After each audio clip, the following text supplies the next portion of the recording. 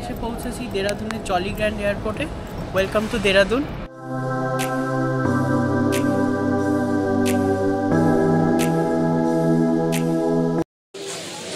Hello, চলে এসেছি আবার একটা ট্রিপ নিয়ে। এখন বাসছে ঘড়িতে 5:26 আর ডেট হচ্ছে 7 সেপ্টেম্বর। আমরা চলেছি এখান থেকে এই বছরের একটা বড় ট্রিপ, উত্তরাখণ্ড যাব। তো এখন বহরমপুর কোর্টে চলে এসেছি। এখান থেকে আমাদের ট্রেন আছে 5:30টার সময়, হাজারদুয়ারি এক্সপ্রেস। চলো তাহলে।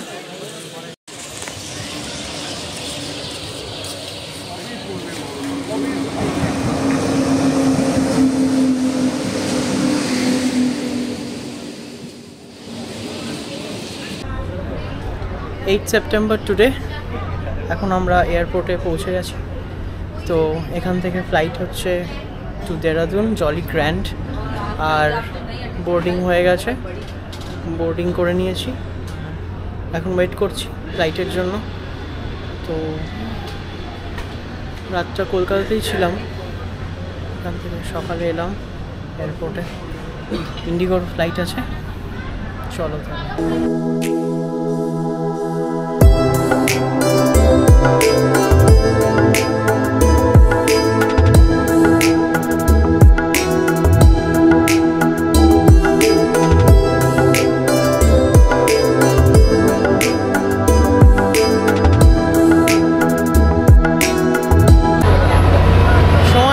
এখন 9:10 আর আমাদের বোর্ডিং হয়ে গেছে।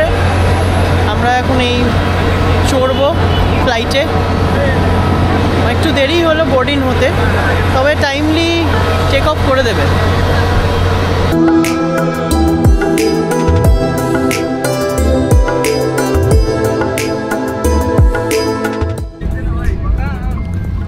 আমরা বসে পড়েছি এখন। আর কলকাতা টু দেরাদুনের টাইম লাগবে 2 ঘন্টা 40 মিনিট অ্যারাউন্ড। তো ল্যান্ড করে তারপর বাকিটা। চলো।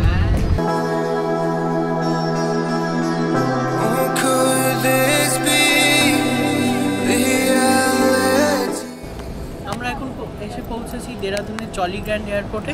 Welcome to Dehradun. নেক্সট আমাদের গাড়ি বলা আছে, এখান থেকে বেরোবো, দিয়ে গাড়ি নেব, দিয়ে দেখি কত দূর যাই এখান থেকে। আজকে প্ল্যান আছে দেবপ্রয়াগ থেকে রুদ্রপ্রয়াগ অবধি পৌঁছানো। চলো।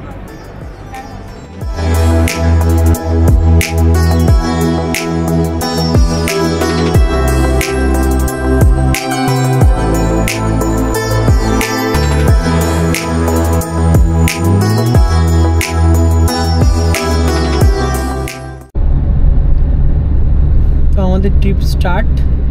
আমাদের সঙ্গে আমাদের সতীশজি রেকমেন্ডেড রিঙ্কু ভাইয়া আমাদের আজকের থেকে থাকবে পুরো ট্রিপ এন্ড অবধি। ওনার সাথেই শুরু করে দিয়েছি যাত্রা। আমরা এবার পৌঁছাবো দেবপ্রয়াগ, তারপরে চেষ্টা করব আজকের মধ্যে রুদ্রপ্রয়াগ ক্রস করার।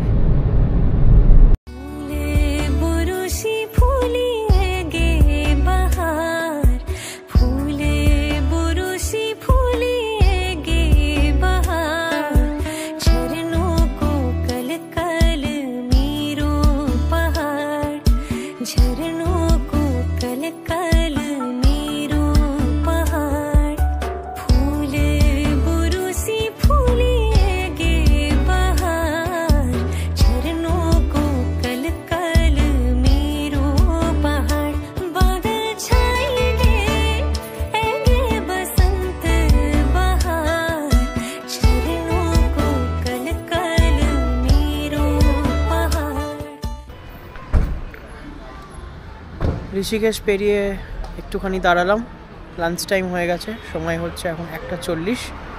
তো একটা এখানে রেস্টুরেন্ট দেখলাম, লোকালি আর কি, নাম হচ্ছে পাহাড়ি কিচেন। ওখানেই যাই, দিয়ে লাঞ্চটা সারি, দেখি কি থাকছে লাঞ্চে।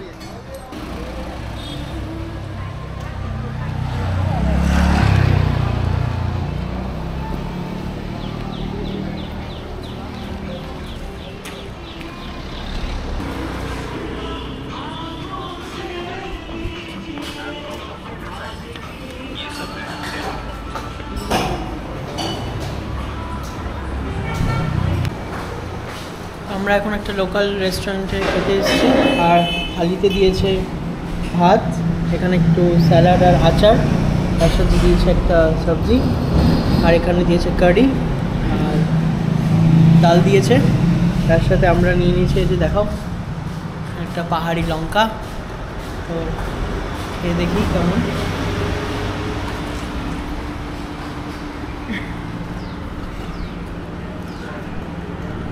খুব ভালো। ডাল নিয়ে নিচ্ছি, কারি নিয়ে নিচ্ছি, গরম আছে।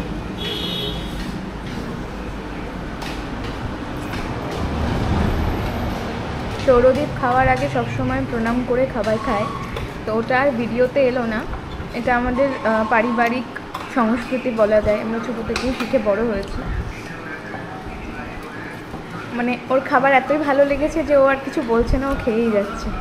আর খুব খিদে পেয়েছে, প্রচণ্ড খিদে পেয়েছে, আর সিম্পল খাবার, আর খুব কমফোর্ট ফুড বলতে পারবো।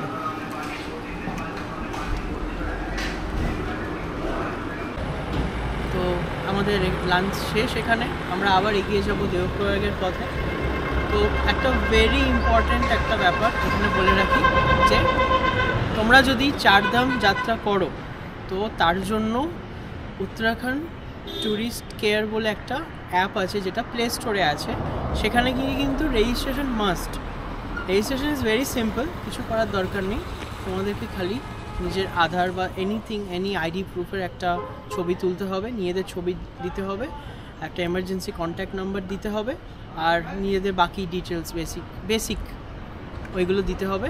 তো সেখান থেকে ওই রেজিস্ট্রেশনটা কিন্তু পরের দিকে দেখবে আমাদের চেকপোস্টে, ঠিক আছে? তো যদি তোমরা চারধাম যাত্রা করো, এটা মাথায় রাখবে যে রেজিস্ট্রেশন ইজ মাস্ট।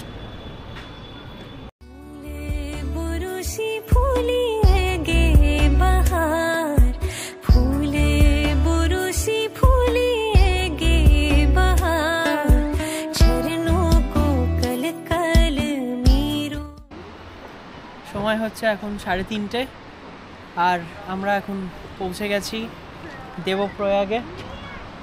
দেবপ্রয়াগ যেটাকে বলে ভাগীরথী এবং অলকানন্দা নদীর প্রয়াগস্থল, কনফ্লুয়েন্স, দুটো মিলে একসাথে গঙ্গা নামে বয়ে গেছে ফার্দার। এখানে আমরা কিছুক্ষণ দাঁড়িয়েছি, আর সত্যি এই জায়গাটা অসাধারণ সুন্দর লাগছে, যেটা ক্যামেরাতে পুরোটা হয়তো ধরা যাচ্ছে বা যাচ্ছে না আমি বুঝতে পারছি না, তাও তোমাদের দেখাতে থাকছি।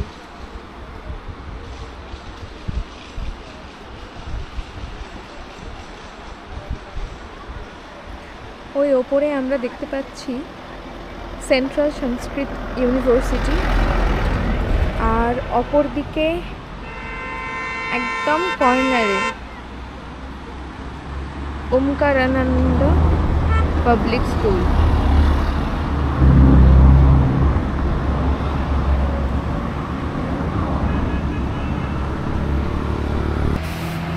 ওই যে সোজা ওইটা ভাগীরথী, আর এই দিক থেকে যে হালকা একটা সবুজ রঙের নদী আসছে সেটা হচ্ছে অলকানন্দা। এই দুই মিশ্রিত হয়ে একসাথে গঙ্গা হয়ে বয়ে গেছে। আমরা এদিক দিয়ে আস্তে আস্তে আরও উপরে উঠে যাব। এর পরবর্তী স্টপ আমরা পৌঁছাবো রুদ্রপ্রয়াগ।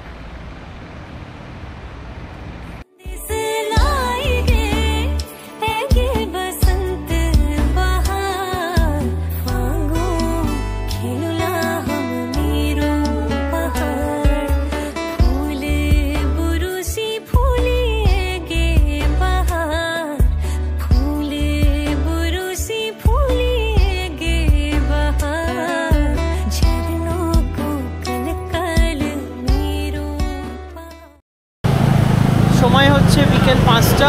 আমরা পৌঁছে গেছি ধারী দেবীর মন্দির, রুদ্রপ্রয়াগ আর 17 কিলোমিটার দূর এখান থেকে। মন্দিরটার এখান থেকে নেমে যেতে হয় কিছুটা, চলো দেখাই।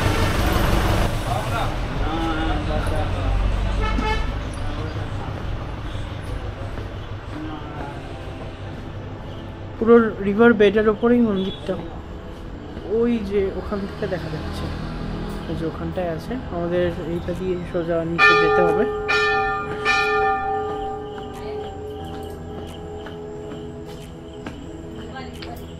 এই যে মন্দির তোমরা দেখতে পাচ্ছ।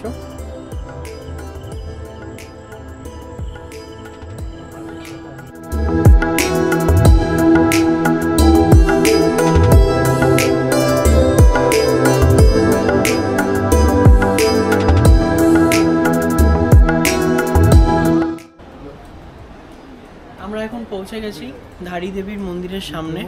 মন্দিরের ভেতরে দর্শন করা ছাড়াও ছবি তোলা অ্যালাউড নয়, তাই ভেতরে ছবি তুলতে পারিনি।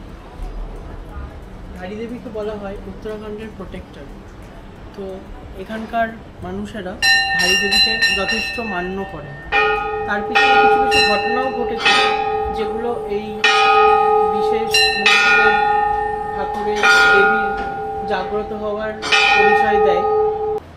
কথায় আছে, যতবারই এই মন্দিরকে এই রিভার বেড থেকে সরিয়ে স্থলে স্থাপন করা হয়, ততবারই বা করা হওয়ার একটা কোনো অ্যাটেম্প্ট নেওয়া হয়েছিল, ততবারই এই উত্তরাখণ্ডে নেমে আসে বিশাল ভয়াবহ প্রাকৃতিক দুর্যোগ।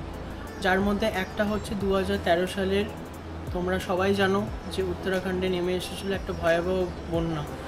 ঠিক তার 2 সপ্তাহ আগে নাকি এই দেবী মন্দিরকে স্থলে প্রতিষ্ঠান করার একটা ডিসিশন নেওয়া হয়েছিল, যেটা পরে স্থগিত করে রাখা হয়। তো এই জন্যই ধারী দেবীকে বলা হয় উত্তরাখণ্ডের প্রোটেক্টর। আর এখানে সবাই খুব বিশেষভাবে ওনাকে মান্য করেন।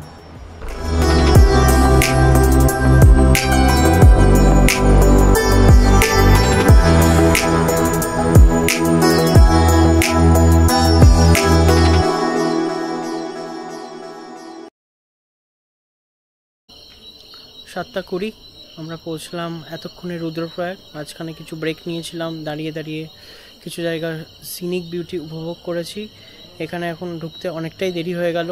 আর রুদ্রপ্রয়াগের কনফারেন্সটা আজকে আর মতন আর দেখতে পাবো না, কালকে সকালে ট্রাই করছি ওটা। একটা হোটেল নিলাম মডারেট ডিসেন্ট আর কি, এক রাতে থাকার জন্য ঠিকঠাক। তো আজকের জন্য ব্লগটা এখানেই শেষ করছি। কালকে সকাল থেকে আবার রুদ্রপ্রয়াগের থেকে কন্টিনিউ করব। তোমরা দেখতে থাকো আর জানাতে থাকো কেমন লাগছে। বাই।